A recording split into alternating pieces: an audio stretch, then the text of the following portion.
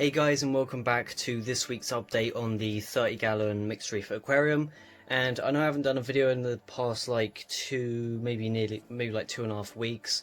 It's just I've been moving a lot of coral around, and then they've been unhappy. So I didn't want to film the tank when all the corals are not at their best. And I kind of wanted to wait until I got my new piece of equipment on the tank, which is what I'm going to show first. So yeah, I hope you enjoy the video. Alright, so now I have all these new acros. I've got like maybe another 10 in here. I've got 4 in here. I've got a big one there. There's one up the top. And there's a couple up there somewhere. So I've got quite a few aquaporas in here, and they're going to require a higher flow. So I only had the one wave pump on here, which is this one. It's on this side now. And I've added a second one, which is the exact same one, the Jecod Sow-8. So this pushes 8,500 litres an hour, which is, well, it's obviously double the flow. And now the flow isn't all just going one way, it's all going mixed together, and then obviously when the two wave pump flows collide, it all collide in the middle, roughly in the middle. And the reason I went for this is it was really cheap, these pumps. £75 for this. Probably one of the cheapest, best wave pumps you can get. Really good. This has been running for 7 months. No, it's about 6 months on this tank now, and I've only cleaned it out twice, and it's never failed or anything. It's still running just fine. So now I've got this one. This only just came to me a couple days ago, so it's been running on the tank for 2 days. And the controller is actually it's only on the floor for the moment. So this is the controller for it. So you see, yeah, SOW8. It's just paused at the moment. So what I have, this is the slave controller. So basically, because they're the same wave pump and I've got 2 of them, I can sync the controllers.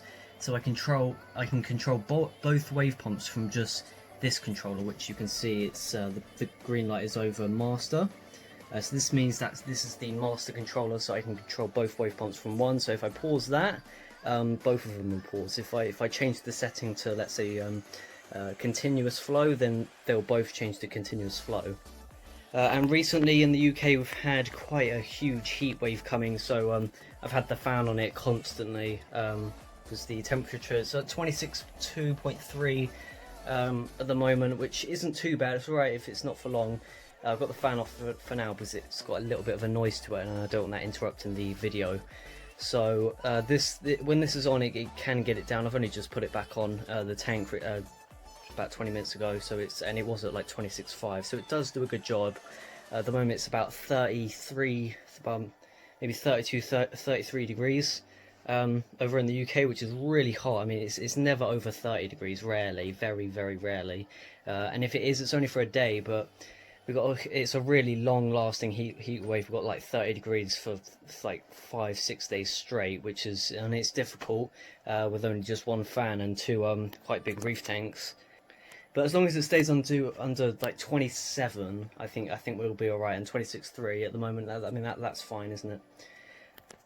So I think we're going to be all right for temperature.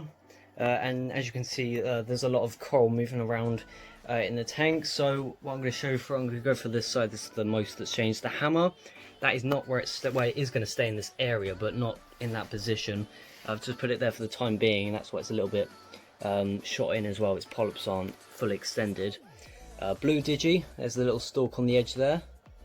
We've got elkhorn, so that'll grow up here. What I wanted to try and do is separate the colours. I didn't want like 2 corals the same colour next to each other. I know sometimes you can't avoid it, but I kind of wanted to spread out, even out the colours, so not have just one rock full of just green corals. So I wanted to mix up. So I've got a bit of blue, and I've got a bit of pink hystrix on the edge of here.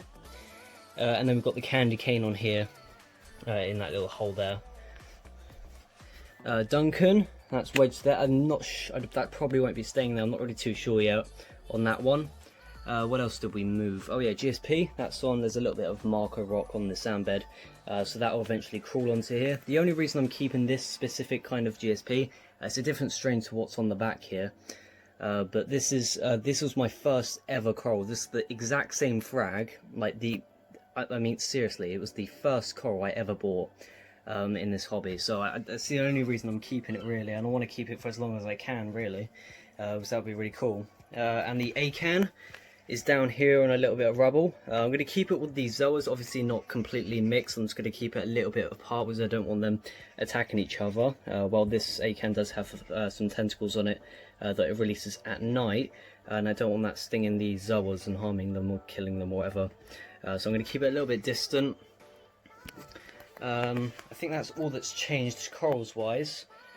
This purple plate fell, so I just re-glued it in the same position, so that's all fine now. Oh yeah, the Postlepora, this is here.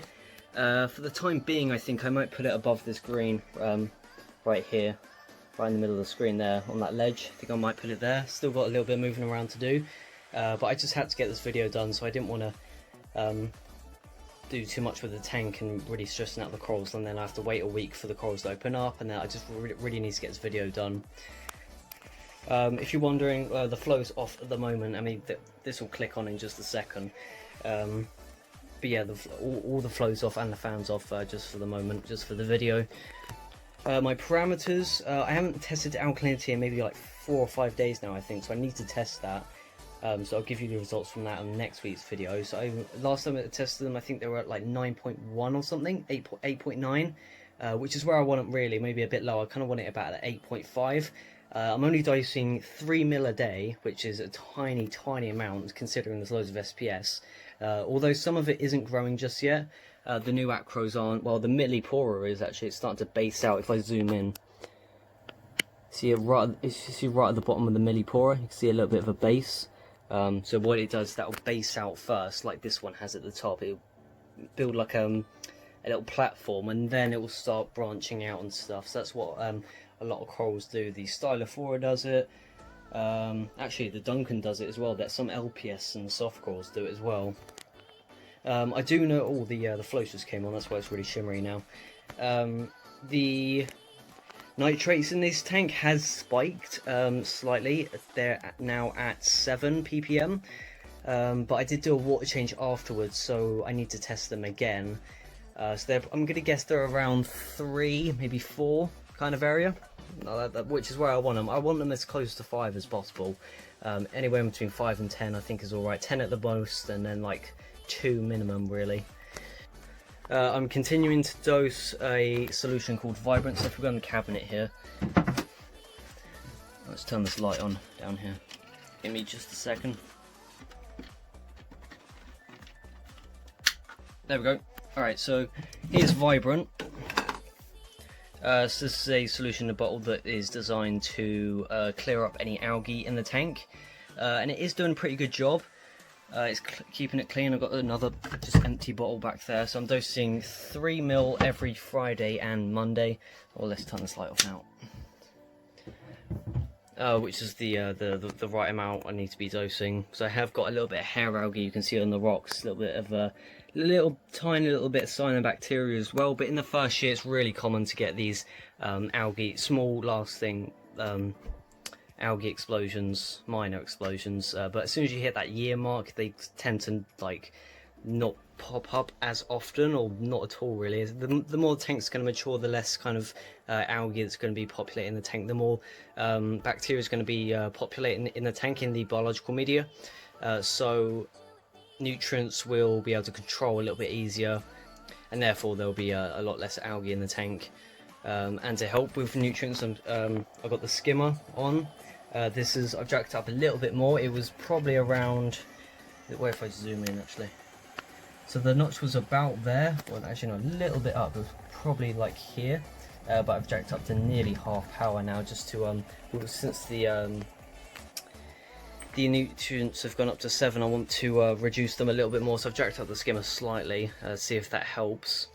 So this month I do have a couple plans. So the first plan was to get a second wave pump, which is, so that box is ticked. And the second one is, which will be, I'm going to be doing a coral delivery at the end of the month, probably the last video of this month, maybe like 25th, 26th of August. I'll do a big delivery, and I'll do an unboxing of them, acclimating, so that'll be an exciting video for the end of this month. And I've actually had, so for this video, no added livestock, but I do have reduced livestock, okay? Only something small. cleanup crew. Okay, my least favourite thing in this hobby. But I had 3 Mexican turbo snails in here, which have these large shells, and they just bulldoze all of your corals, even the ones you actually glue. They just move them all, they crawl over them. So I took all of those out, and now all these 4 corals that I moved down here, all right, I didn't glue, and they haven't moved. If I did, if I still had the snails in here, all of them would be all over the shop. This pink Hystrix would be on the outside tank. This would be up there somewhere. This would have been broken to whatever. This would be buried in the sand. Everything would just be all over the place. All right, but now I don't have the snails. I don't have to worry about gluing or making sure everything's really sturdy in the rocks. That stylo is only balanced on the rock there, but I mean, there's nothing in the tank to move it now. I've got the little conch, which he's buried himself in the sand, but he's only a sand sifting creature, so he siphons through all the sand, he cleans it all, and he doesn't even touch the rocks, so he can't move anything really. He doesn't really move the zoas, and he doesn't really move that much. He kind of just stuffs himself in the sand, eats stuff like diatoms. I've got a little bit of brown around the rim. You can see around the edge of the rocks. A little bit of a purple to it. Wait, it looks purple on camera, but it's actually kind of brown. So he would just help eat that. Sand sifting style would be great, but I don't think the sand's quite so dirty for something, you know, like a sand sifting style. I don't quite need. It's not that bad that I need a big starfish cleaning it up, because it will starve out. It's just not enough food in the sand for it. So I know this video was a little long. It's just because I haven't done one in like nearly 3 weeks, so there's quite a lot to cover. For next week's video, I really don't know what it's going to be. Probably another update of some sort. But this month, actually no, the next one might be a video on my dad's tank. He's going to do one on his, and then he's going to do one on mine, and then I'm going to do one on his. If that makes sense. So there will be a video on my dad's tank this month at some point. So I'm going to end the video here. I'll see you guys next week. Yeah, I'm going to go jump in the pool.